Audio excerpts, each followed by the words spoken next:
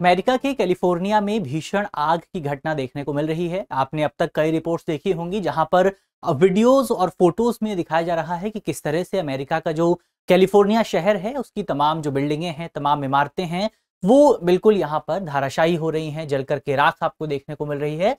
और इस पूरी घटना के पीछे का कारण क्या है वो अभी तक हमें जानने को नहीं मिल पाया है। क्या ये जो खबर है, क्या ये जो आग की घटना है, ये किसी मानवीय कारण से लगी है या फिर किसी प्राकृतिक कारण से लगी है।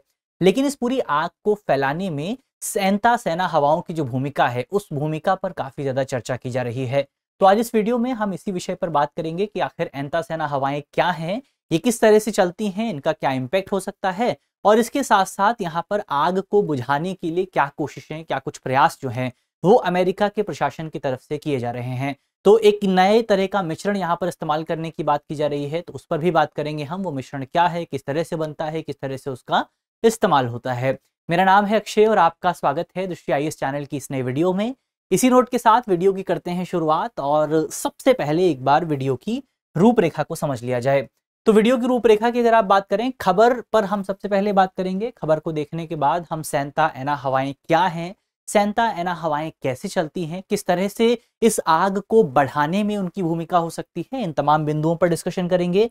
इसके बाद हम जलवायु परिवर्तन की क्या भूमिका रह सकती है, जिस तरह से क्लाइमेट चेंज हो रहा है उसके क्या इंपैक्ट आपको कैलिफोर्निया पर देखने को मिल रहे थे, उनको भी थोड़ा सा समझेंगे, किस तरह से इसके प्रभाव आपको देखने को मिले और इसने कैसे भूमिका अदा की उस पर भी बात करेंगे।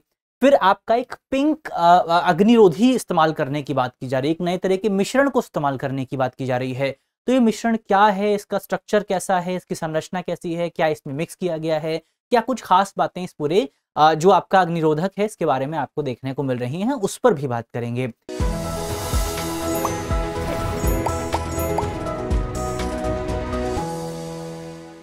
अंत में एक सवाल भी आपके लिए होने वाला है। सवाल आपका प्रीलिम्स का सवाल है, प्रीलिम्स के स्तर का सवाल है और कमेंट बॉक्स में आप उस सवाल के जवाब को दे सकते हैं। इसके अलावा ये जो पूरा विषय है आपका जीएस पेपर 1 से जुड़ा हुआ है, आप इसको भूगोल के सेगमेंट से जोड़ करके देख सकते हैं। ज्योग्राफी का पूरा टॉपिक है आपका और इसको आप जीएस पेपर 3 से भी जोड़ सकते हैं। जीएस पेपर 3 में आपको आपदा प्रबंधन का एक सेगमेंट मिल जाएगा, वहां से पूरा टॉपिक आपका जुड़ता है। चलिए आगे बढ़ा जाए, लेकिन आगे बढ़ने से पहले आपके लिए एक सूचना है और सूचना ये है कि हमारी नोएडा की जो क्लासेस हैं उन क्लासेस में नए बैचेस की शुरुआत होने वाली है। तो अगर आप यूपीएससी की तैयारी कर रहे हैं, अगर आप चाहते हैं कि आपकी जो नींव है, फाउंडेशन है और ज़्यादा मजबूत हो और आपको एक एक्सपर्ट गाइडेंस मिल सके, तो इस एक्सपर्ट गाइडेंस के लिए आप हमारे इन कोर्सेज को ज्वाइन कर सकते हैं। हिंदी माध्यम का जो अगला बैच है वो 16 जनवरी से शुरू होने वाला है और अंग्रेजी माध्यम का जो अगला बैच है वो शुरू हो चुका है। तो आप इसमें एडमिशन ले सकते हैं। अगर आप एडमिशन लेना चाहते हैं तो हमारे नंबर्स पे संपर्क कर सकते हैं 8750187501। इस नंबर पर यदि आप संपर्क करते हैं तो आपको और ज़्यादा जानकारी मिल जाएगी। चलिए आगे बढ़ा जाए। यहाँ पर हमने कुछ इंपॉर्टेंट सूचनाएं डिस्कस की, आगे बढ़ते हैं। सबसे पहले खबर को देखते हैं। तो खबर हमारी यही है कि दक्षिण कैलिफोर्निया में भड़की जंगली आग से कम 16 लोगों की मौत यहाँ पर हो चुकी है और बहुत सारे लोग जो हैं, सैकड़ों जो आपके लोग हैं वो यहाँ पर घायल हुए हैं इस पूरी आग की घटना की वजह से। आग लगने से अगर आप देखें तो हजारों एकड़ जमीन जो है, इमारतें जो हैं वो इस पूरी घटना की वजह से नष्ट हो चुकी हैं। लॉस एंजलिस क्षेत्र में 2 लाख से ज्यादा निवासियों को बाहर निकाला जा चुका है, यानी कि 2 लाख से ज्यादा जो लोग हैं वो अपने घरों को छोड़ करके दूसरी जगहों पर रह रहे हैं। तो एक बड़ा मानवीय संकट आप कह सकते हैं कि वर्तमान समय में कैलिफोर्निया में इस जंगली आग की वजह से, वाइल्ड फायर की वजह से मौजूद है। सोशल मीडिया पर बहुत सारी तस्वीरें हैं जो कि इस पूरी आग की घटना को लेकर के वायरल हो रही हैं, बहुत सारी वीडियोज हैं जो कि इस आग की घटना को लेकर के वायरल हो रही हैं। तो आप देखेंगे इन तस्वीरों में लगातार आपको बहुत लंबे क्षेत्र में आग की घटना देखने को मिलेगी। तो यहाँ पर भी आप देख सकते हैं घर जो है, पूरा का पूरा घर यहाँ पर आपका जल रहा है, पूरा शहर यहाँ पर आपको जलता हुआ दिखाई दे रहा है। तो लॉस एंजलिस की वर्तमान समय में जो सिचुएशन है वो आपकी काफी ज्यादा खराब बनी हुई है।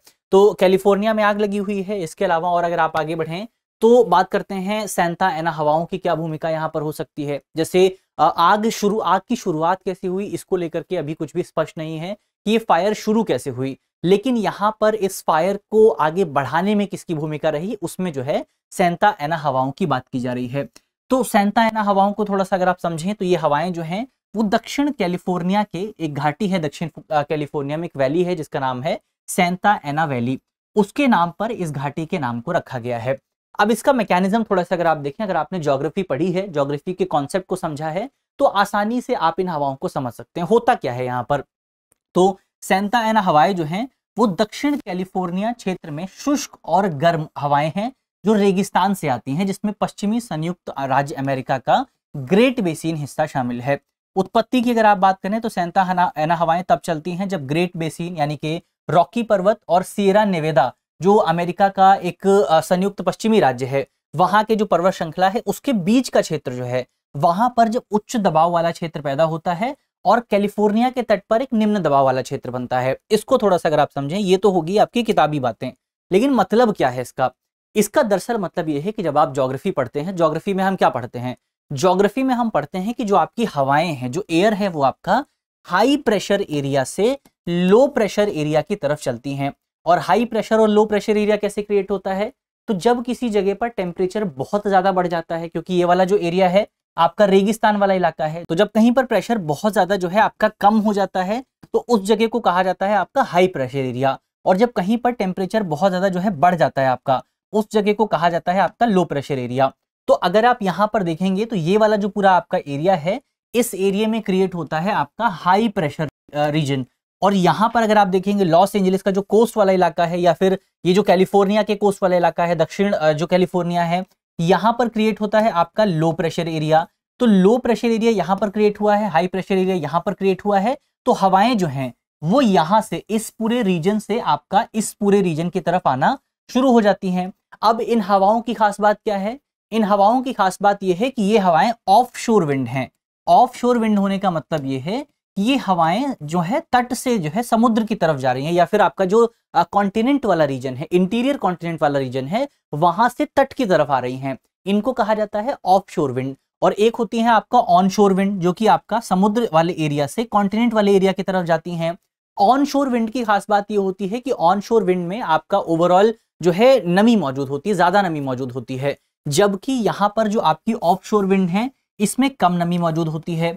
फिर एक चीज यहाँ पर और निकल करके आती है, इसको थोड़ा सा और अगर आप समझें तो यहाँ पर होता क्या है कि ये आपका रेगिस्तान वाला इलाका है, यहाँ पर आपका जो है रॉकीज पर्वत मौजूद है, ये है आपका कैलिफोर्निया वाला क्षेत्र।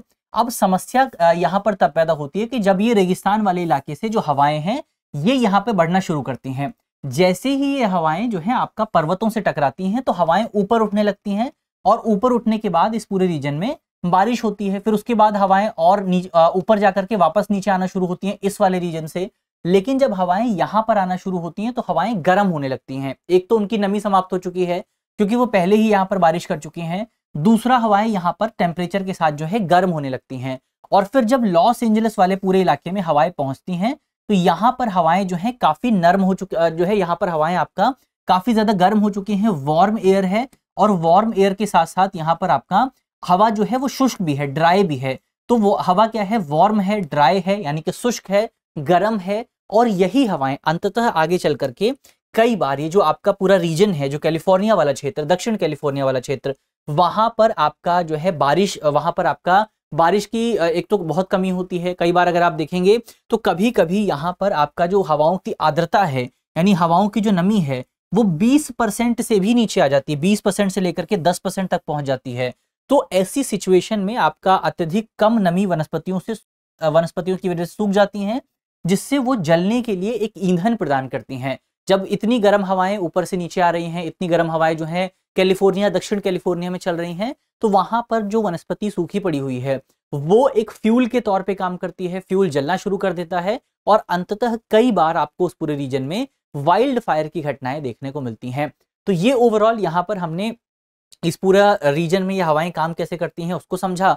अब सेंटा एना हवाएं जो है वो आमतौर पर अक्टूबर से जनवरी महीने में चलती हैं, ये पॉइंट भी आपको याद रखना है। और अभी जनवरी का महीना ही चल रहा है, इसीलिए आपको ये घटनाएं देखने को मिल रही हैं। और इसीलिए जो कैलिफोर्निया की जो आग की घटना है उसको रोकना इतना मुश्किल हो रहा है, क्योंकि सेंटा एना हवाएं आपको लगातार चलती नजर आ रही हैं, जो कि आग को एक स्थान से दूसरे स्थान पर लेकर के जा रही हैं। और ईंधन को आग के ईंधन जो है, जो वनस्पति, सूखी हुई वनस्पति है, उसमें आग लगाने में एक इंपॉर्टेंट रोल प्ले कर रही हैं।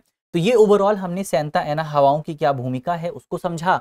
अब बढ़ा जाए थोड़ा सा आगे और बातचीत की जाए जलवायु परिवर्तन की भूमिका के बारे में। तो जलवायु परिवर्तन की भूमिका की अगर आप बात करें तो कैलिफोर्निया में जून और जुलाई में अब तक का सबसे गर्म महीना रहा है और 2024 में अक्टूबर जो है वो अब तक का दूसरा सबसे गर्म महीना जो है रिकॉर्ड किया है। यानी कि कैलिफोर्निया में आपको जलवायु परिवर्तन के जो इम्पैक्ट हैं वो देखने को मिल रहे हैं। दक्षिण कैलिफोर्निया में जुलाई से बारिश नहीं हुई है, बहुत लंबे समय से यहाँ पर बारिश आपको देखने को नहीं मिली है और बारिश का मौसम जो है वो अभी आधे से ज्यादा जो है बीत चुका है। तो बारिश यहाँ पर नहीं हुई है और लगातार आपको समस्याएं देखने को मिल रही हैं। इस क्षेत्र में 150 वर्षों में दूसरा सूखा जो है, सूखे का दूसरा जो दौर है वो हमें देखने को मिला है। इसके अलावा अगर आग के मौसम की बात करें, आग का जो पीरियड रहता है उसकी बात करें तो 2023 क्लाइमेट सेंट्रल रिपोर्ट ये बताती है कि कैलिफोर्निया में आग के मौसम के दिनों में 1970 के दशक से आपको दोगुनी बढ़ोतरी देखने को मिली है। यानी कि 1970 के दशक में कैलिफोर्निया में जितनी आग की घटनाएं रिकॉर्ड की जाती थी उसके बाद से अभी तक अगर आप देखें तो वो घटनाएं जो है लगभग दोगुना हो चुकी हैं। यानी कि बहुत ज्यादा ग्रोथ आपको उन घटनाओं में देखने को मिली है। गर्म और शुष्क परिस्थितियों के कारण आग के मौसम के दिनों में 66 से लेकर के 90% की वृद्धि जो है वो आपको यहां पर देखने को मिली है। कैलिफोर्निया के इतिहास में सबसे बड़ी जो है 10 आग की घटनाएं पिछले 20 वर्षों में ही रिकॉर्ड की गई हैं, जिसमें से अकेले जो आपकी 5 सबसे बड़ी घटनाएं हैं वो 2020 में रिकॉर्ड हुई थी। यानी कि आग लगने की जो सबसे बड़ी घटनाएं हैं, टेम्परेचर की जो बड़ी घटनाएं हैं वो पिछले कुछ सालों में रिकॉर्ड हो रही हैं। इसका मतलब ये हुआ कि पिछले कुछ सालों में आपका जो टेम्परेचर है, जो ग्लोबल वार्मिंग है वो काफी ज्यादा बढ़ रही है। तो वही अंदाजा आप यहां से लगा सकते हैं। पूर्व औद्योगिक समय से अत्यधिक दैनिक जंगल की जो घटनाएं हैं उसमें आपको 25% की वृद्धि जो है ओवरऑल देखने को मिली है। तो यहां पर इस आंकड़े से स्पष्ट हो जाता है कि वर्तमान समय में कैलिफोर्निया या कैलिफोर्निया की भी आप बात ना करें, आप पूरी दुनिया की बात करें, पूरी दुनिया जो है वो वर्तमान समय में जलवायु परिवर्तन के संकट से गुजर रही है। और ऐसी सिचुएशन में अमेरिका में अब एक ऐसे राष्ट्रपति को चुना गया है जो जलवायु परिवर्तन की अवधारणा में विश्वास ही नहीं रखते हैं, जिनका ये मानना है कि जलवायु परिवर्तन जैसा कुछ होता ही नहीं है, कोई समस्या ही नहीं है। तो यही एक सबसे बड़ी हमारी समस्या है कि अब हम समस्या को स्वीकार करना ही बंद कर चुके हैं और उसी के परिणाम आपको यहाँ पर कैलिफोर्निया की इतनी बड़ी आग की घटना के तौर पर देखने को मिल रहा है। तो ये पूरे टॉपिक को हमने समझा। अब इस पूरी घटना को रोकने के लिए पिंक अग्निरोधक नाम के एक मिश्रण का इस्तेमाल किया जा रहा है। ये आपका जंगली आग को धीमा करने और उसे बुझाने के लिए इस्तेमाल किया जाने वाला एक रासायनिक मिश्रण है। इसकी संरचना की अगर आप बात करें तो इसमें अमोनिया पॉलीफॉस्फेट जैसे जो आपके लवण हैं वो मौजूद होते हैं, जो जल्दी से वाष्पित नहीं होते और वनस्पति को ऑक्सीजन से आग को रोकने के लिए कोट करते हैं। यानी कि जो आपकी पूरी जो वनस्पति है, जो वेजिटेशन है, उस पर एक कोटिंग कर दी जाती है जिससे आग को आसानी से रोका जा सके। तो ये आग को रोकने के लिए इंपॉर्टेंट होता है। इसके अलावा पिंक जो यहाँ पर इस्तेमाल किया गया, पिंक इसके नाम में मौजूद है, तो भूदृश्यों के खिलाफ उच्च दृश्यता के लिए, क्योंकि जब आग लगती है तो आपकी जो विजिबिलिटी है वो समाप्त हो जाती है। तो इस विजिबिलिटी को बरकरार रखने के लिए यहाँ पर जो पिंक रंग है, जो पिंक कलर है, उसको ऐड किया जाता है इसके अंतर्गत, जो अग्निशामकों को आग की रेखाएं बनाने में सहायता करता है। यानी कि अगर आपको पता ही नहीं होगा कि बेसिकली कहाँ पर आग है, कहाँ पर आग नहीं है, तो आप उसको कैसे बुझा पाएंगे। तो इसको रोकने के लिए, इसकी समस्या को सुलझाने के लिए अक्सर यहाँ पर इस पूरे मिश्रण में पिंक कलर का इस्तेमाल किया जाता है और इससे जो दृश्यता है, विजिबिलिटी जो है वो काफी ज्यादा बढ़ जाती है। तो इससे आग को आसानी से रोका जा सकता है। तो अब यहाँ पर हमने इस पूरे टॉपिक को समझ लिया है। बढ़ा जाए आगे, बातचीत की जाए अपने एक सवाल की। सवाल में आपसे पूछा गया है कि सैंता एना हवाओं का संबंध जो है वो निम्नलिखित में से किस क्षेत्र से जुड़ा हुआ है। हमारे ऑप्शन है, ऑप्शन ए कैलिफोर्निया संयुक्त राज्य अमेरिका, ऑप्शन बी सहारा रेगिस्तान अफ्रीका, ऑप्शन सी एंडीज पर्वत दक्षिण अमेरिका और ऑप्शन डी सिडनी ऑस्ट्रेलिया। तो आपको बताना है कि सैंता एना जो हवाएं हैं वो आपको कहाँ पर देखने को मिलती हैं। इसी नोट के साथ आज की अपनी वीडियो को करते हैं समाप्त। उम्मीद है कि वीडियो आपको पसंद आई होगी। अगर वीडियो पसंद आई है तो वीडियो को लाइक कीजिएगा, शेयर कीजिएगा अपने दोस्तों के साथ, अपने परिवारजनों के साथ, अपने साथियों के साथ। मिलते हैं आपसे अगली वीडियो में। तब तक के लिए अपना ख्याल रखिए, ध्यान रखिए, पढ़ते रहिए। धन्यवाद। डियर व्यूअर्स, अपने एग्जाम की तैयारी को और बेहतर करने के लिए हमारे चैनल को लाइक, शेयर और सब्सक्राइब करना न भूलें।